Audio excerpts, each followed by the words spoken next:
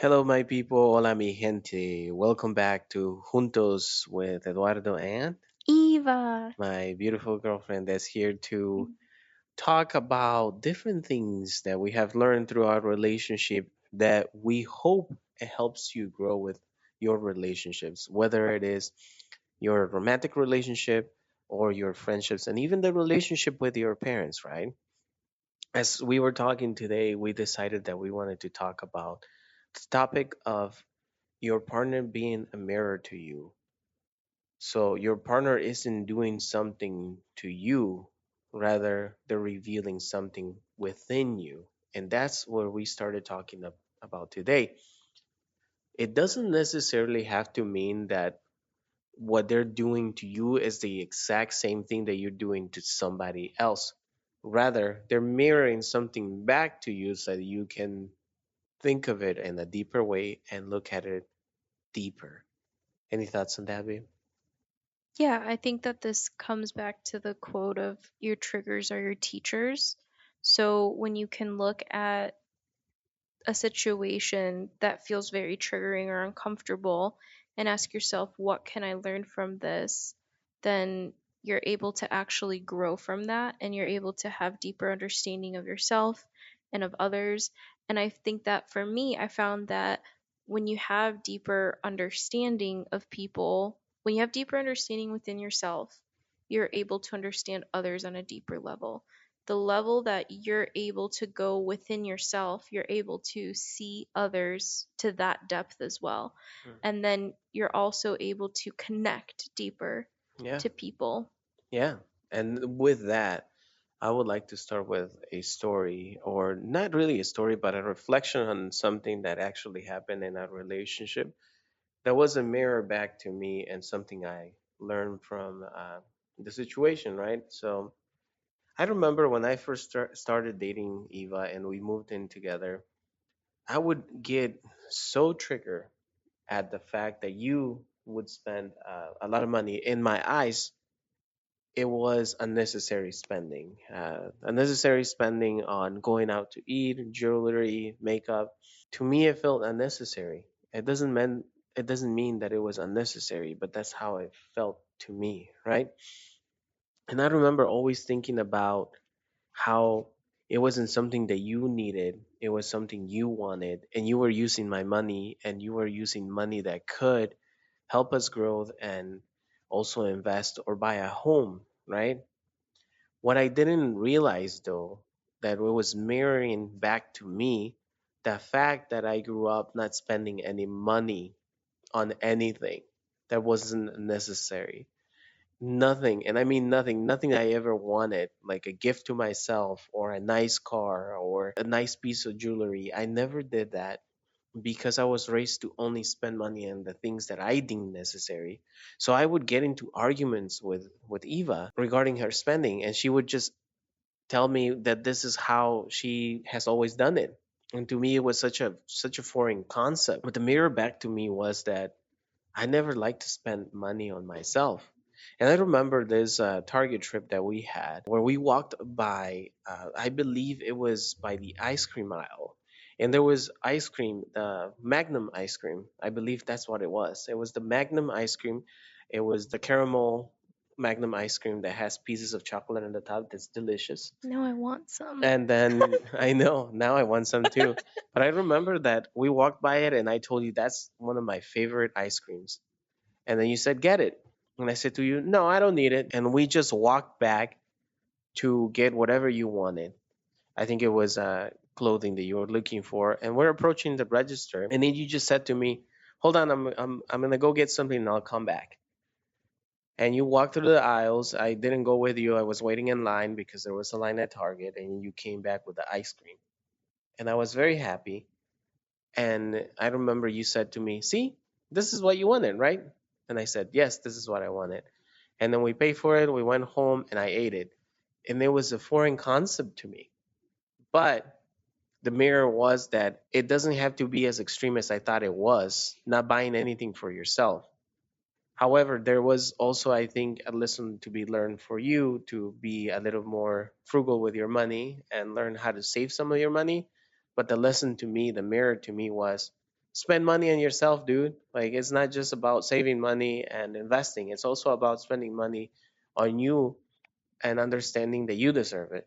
Yeah, I think every time that we feel like we are judging or upset about something that someone else is doing, it's always a good idea to turn that around and ask, why am I feeling this way about this? Because then that gives you insight on what's actually going on. Because if there's no ammunition within you, then there's nothing that can get triggered. If you're not bothered by it, there's nothing there. But when you do get activated, it means something within you is getting activated. Alyssa Nobriga explains this really well. It's like you have a house, and the thing that's getting activated is already within the house, but the trigger is someone knocking on the door. But the thing is that that person outside of you is not the one holding the trigger. Like the trigger isn't coming from that person, it's coming from within you. And so when we can take responsibility for that and do our own healing and inner work, then we take our power back. I'm really big on this self empowerment, taking your power back. And I want to share a story also of how, for the longest time, I would get so upset with people trying to tell me what to do. And I didn't realize that it was like a pattern and that it was actually something within me. Like, I thought all these people were trying to tell me what to do. And I have this mentality of like, I'm an adult. I don't need to be told what to do. I hate being micromanaged. Like, just stop, leave me alone. I'm an adult. And um, then I remember one time we were in the car and I started crying because I was just so upset. And Eduardo was asking me questions and trying to understand, like, what am I feeling and where is this coming from? And then all of a sudden I just blurted out um, about how it felt like it was connected to my parents, and that it felt like the same way like when I was a little girl and I was being told what to do. And that's why I had such resistance and rebellion against other people trying to tell me what to do, even if it was like in a work environment or something. Like, I feel like that would be my number one complaint every time I had a job, was like, so and so tried to tell me this, and then I would get salty with them and then have an issue with them the rest of the time. And that was really hard for me, and I didn't understand that it wasn't that, like sometimes people were micromanaging me, but a lot of the times I was blowing it out of proportion.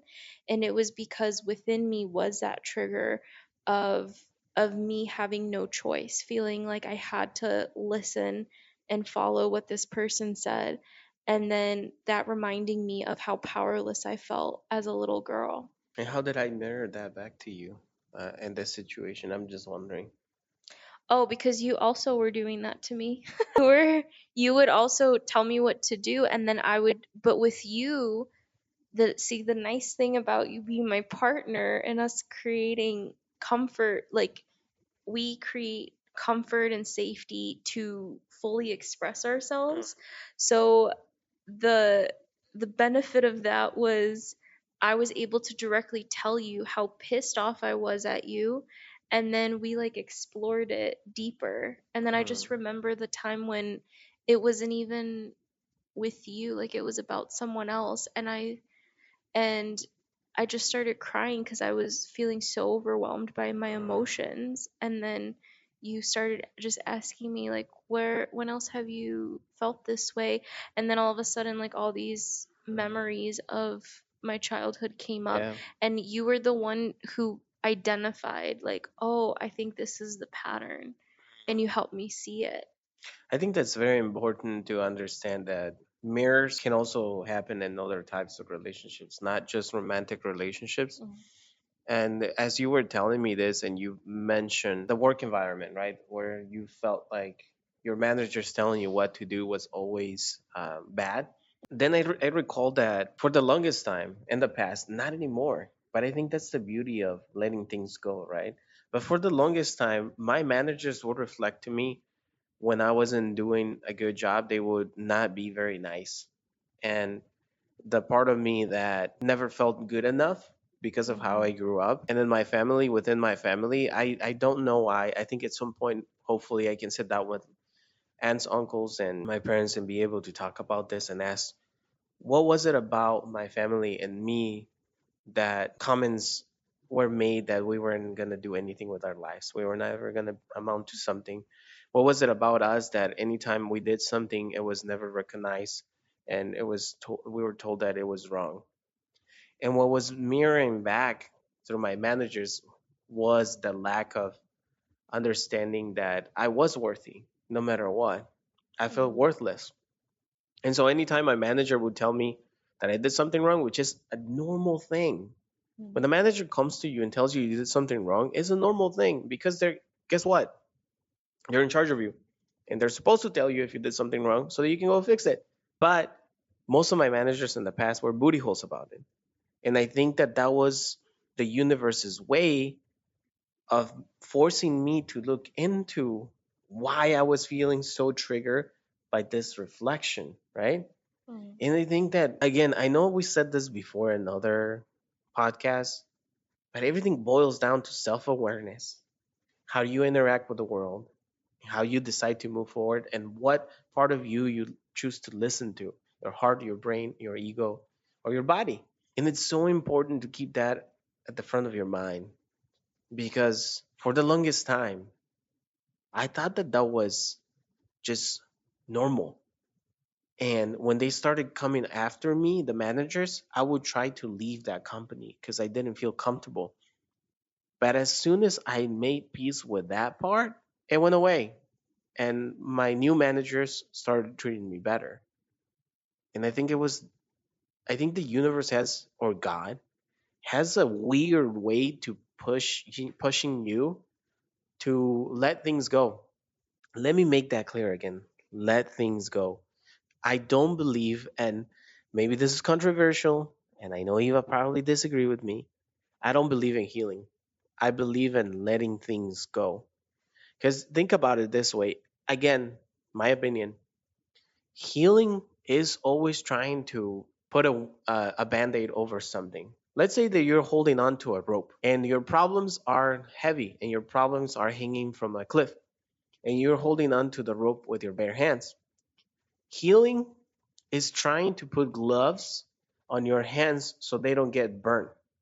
Healing is trying to get stronger so that you can pull all your problems up so they don't drop on the floor. But letting things go, in my opinion, is dropping them and not caring.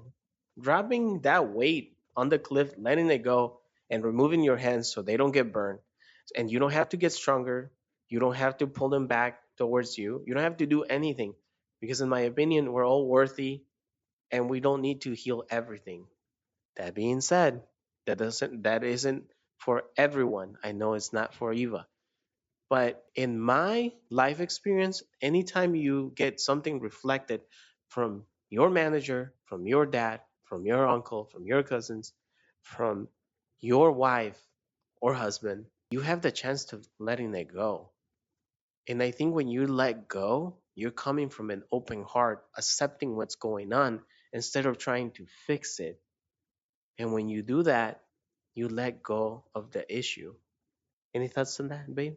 Yeah, I think that when you are able to release things, like truly release them and not hold on to them or hold grudges, then you create the most inner peace for yourself.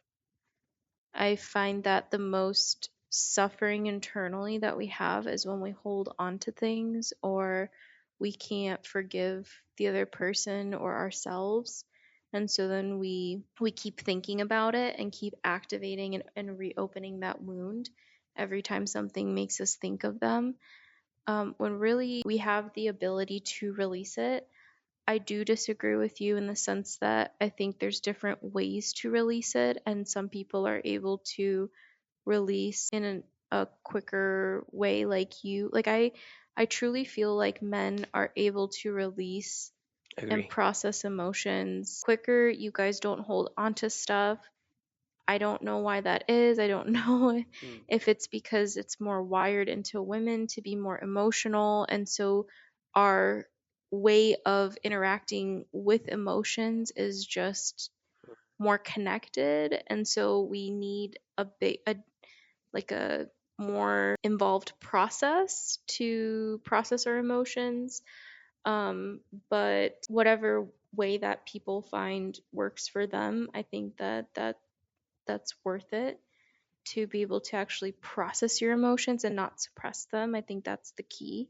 Mhm. And some people just say let it go, and they're able to do that mentally and not think about it or feel it or hold on to it. And if that works for you, then that's great. But other people need a bit more support. And so I think everyone just needs to honor whatever they feel and Yeah, however their process is. I agree. I agree. I think part of this podcast is to give you tools, different tools that could work for you or could not work for you, right? Depending on who you are. And What I are think some tools some tools for what? for processing and letting go of things? Yes, I mean some tools that work for me because it, like you said, is different than you, right? Some of the things that work for me is literally just spending time in my head, thinking about the situation, why it happened, and why it got triggered, and how I responded to it. Another tool I use is meditation. If I'm feeling pissed about the situation, I may use meditation, 5 minute meditation, just focus on my breathing, focus on the sun if I'm watching the sun, which I know they tell you not to do that, but in very early in the morning, I don't mind watching the sun. Or if I feel like journaling, I can journal. So that's again tools that work for me. Journaling helps me get my thoughts together and get my emotions out. And if you're very triggered and then you feel violence within you, you can also go break something or yell. You know, you can grab your pillow and yell at the top of your lungs or go for a run and scream, or you can go work out. That works for me too. Lifting heavy weights makes me feel like my anger is getting out. So that's some of the tools that work for me. Again, doesn't work for everybody. But thinking about what this episode's about, and after this story, you can tell me what your tools are, okay? This is something that popped into my head. And so I want to share it because I think, yes, this podcast is focused on our romantic relationship, but I want to talk about also our personal relationships, like with my mom, right? So that maybe if some of you are having issues with your mom, might be something that you're experiencing. So I want you to take my life experience and hopefully help yourself. I love my mom. I always have and I always will. But when we grew up, she was very emotionally abusive. She would treat us like crap and she would tell us that nothing that we were doing was enough. So, not only from my dad's side, but also from my mom's side, we were getting that treatment.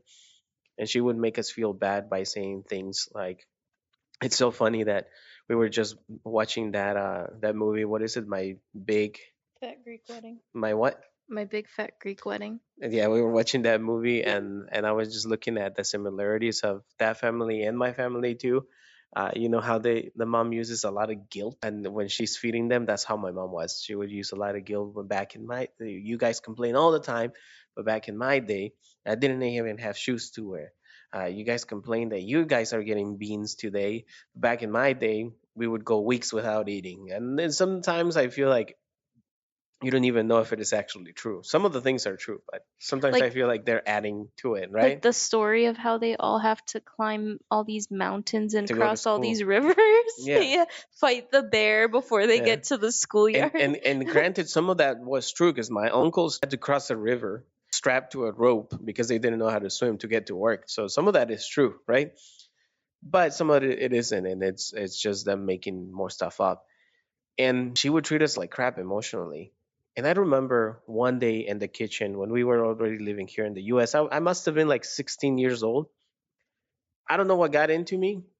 We were arguing in the kitchen, and the way she was arguing with my oldest brother, Francisco, um, something triggered in me that I literally just said to her, word for word, obviously in Spanish, "You're just like your mom."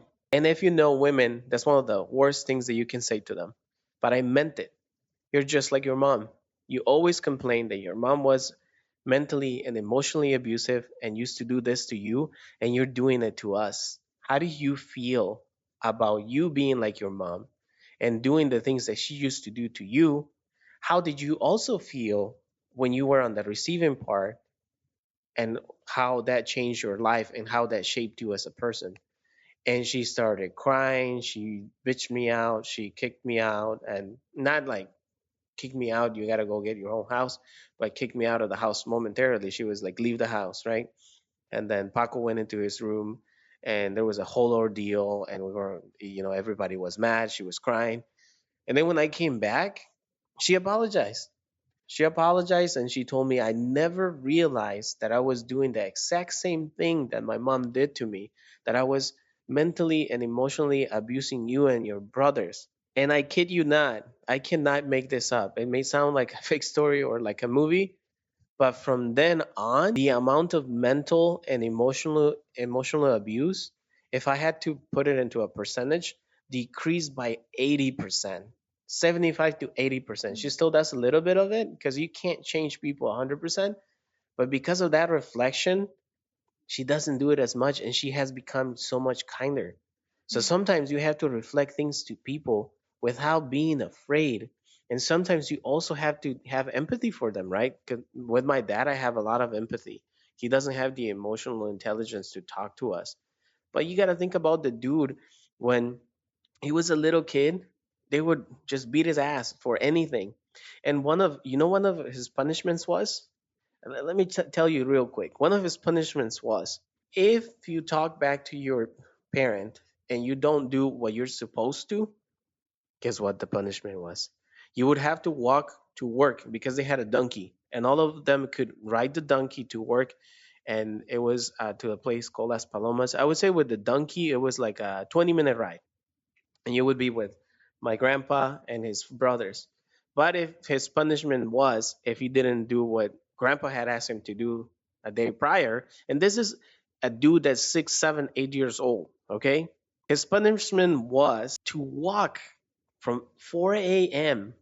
from our house to Las Palomas, which was on foot, probably a 40 to 50-minute walk.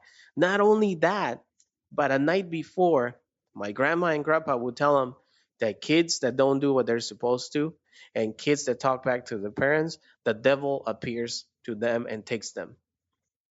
This is at 4 a.m. in Mexico in a small village. Everything is dark and you have to walk along a river. I would call that a river. And you have to walk along that at 4 a.m., pitch dark. No, nothing, no lantern, no candle, nothing.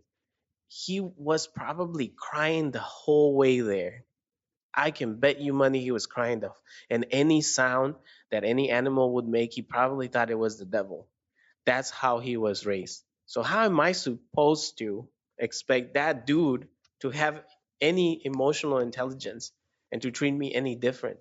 So practice empathy and reflect things back to your parents and brothers and also your partner. The other thing that this is bringing up for me is that we never know what people have gone through until we hear directly from them. We like to play this game of telephone where we hear things through the grapevine, but sometimes along the way, those messages and stories get distorted. So one of the things that I have been really good at doing in my life now compared to before is going directly to the source.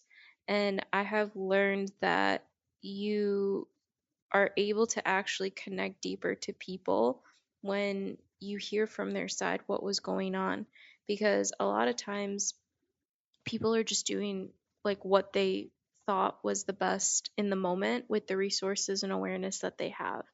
So just like how Eduardo was sharing about, his parents, I have like similar experiences with my parents. I grew up in a very emotionally abusive home.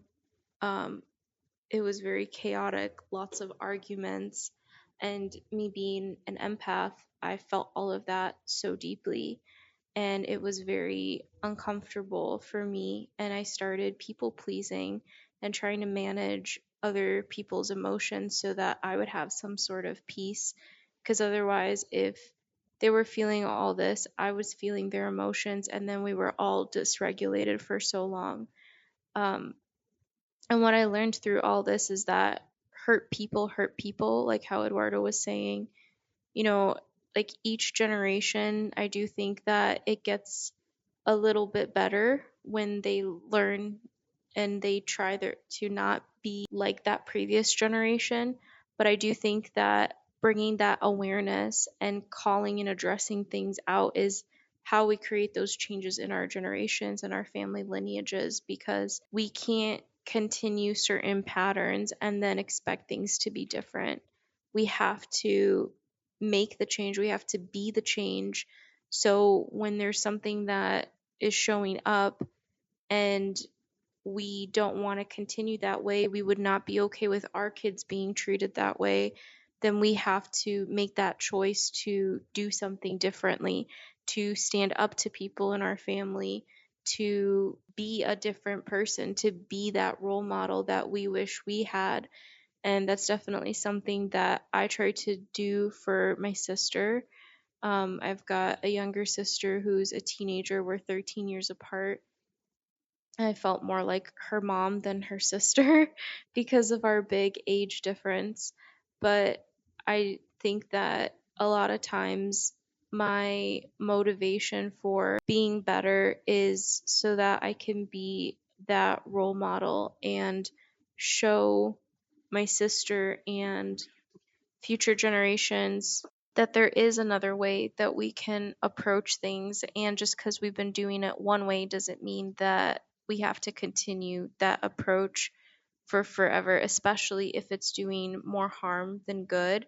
And I see this comment a lot from people, especially right now with everything that's happening in the world, where there's a lot of people that have lost hope in humanity and feel like everything is crumbling and that there's like nothing to look forward to in the future. And I have always had a very optimistic mindset and thought process.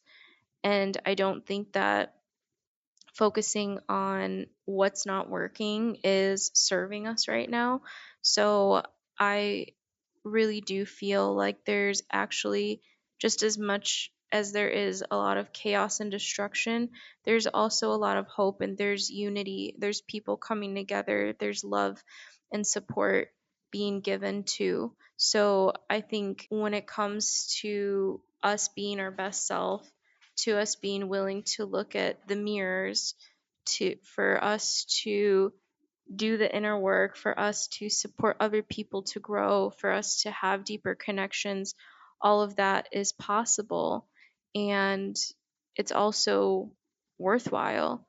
And the last thing that I'll say here is sometimes you get to be a mirror for people, you get to be a permission slip for people of what they can do. Sometimes people don't believe in themselves until they see a role model, an example of someone who does, of someone who does love themselves, of someone who does have a healthy relationship, of someone who does treat others with love and kindness and is able to still be a strong, brave individual. And because love sometimes can be mistaken for weakness. But I think that with this whole theme of being a mirror, it doesn't always have to reflect the things that we're looking to improve or grow. It can also reflect like what I see in you is also something that's part of me, because if I didn't even have awareness of it, I wouldn't be able to see it in you. Like when people talk about, oh, I love this about you, they're able to see that because they have that within themselves as well. If they had no awareness of it, they wouldn't even be able to see it. Like, have you ever met someone who like only focuses on the bad things, like super pessimistic? That's because that's what they're like choosing to focus on. But when someone looks at you and compliments you and sees something beautiful in you, they have that as well in them. And so I just feel like we're all mirrors for each other, for both the quote unquote good and the bad. And when we remember that we get to grow through our relationships, it's a portal of growth. It's not just another human, it's not just a relationship. It can be something deeper than that. Then that's when we can experience transformation. Yeah, that was beautiful put together, babe. I think the last thing I want to say before we finish this podcast is to always keep in mind that the mirror can come from your kid, your parent, Mm. your sister, your uncle, your boss, the bus driver, the taxi driver. It can come from anywhere and anything. The mirror can even come from your dog because your dogs reflect a lot of the energy that you have. But in order for you to move forward with a growth mindset, I want you to take at least this, right? We talked about a lot of things, but I like to always finish it with a statement so that you can remember it. So the statement is the mirror isn't a punishment, it is an opportunity for wholesomeness. So anytime that you feel like something's being mirrored to you, don't look at it as a punishment, but it's an opportunity to grow. It's an opportunity to stay rooted in love, like we said on our last podcast. So always approach everything from love, your relationships, and view everything as an opportunity. With that, thank you for making it to the end of our podcast. Thank you for joining us again. This is again Eduardo Medina with Juntos with Eduardo and Eva, and click that subscribe button, click the bell so you can be notified when we post these episodes. They are coming out every Sunday, so stay tuned for more and drop comments below. Let us know how they're resonating or if they don't resonate. Please be kind in the comments. We're not looking for any trolls. Please use your time wisely rather than shit talk someone on the internet. And let us know if you have any questions. We'll have a link down below where you can submit questions and be featured on a future podcast episode where we will answer your questions. So, thank you so much for tuning in, and we will see you in the next one.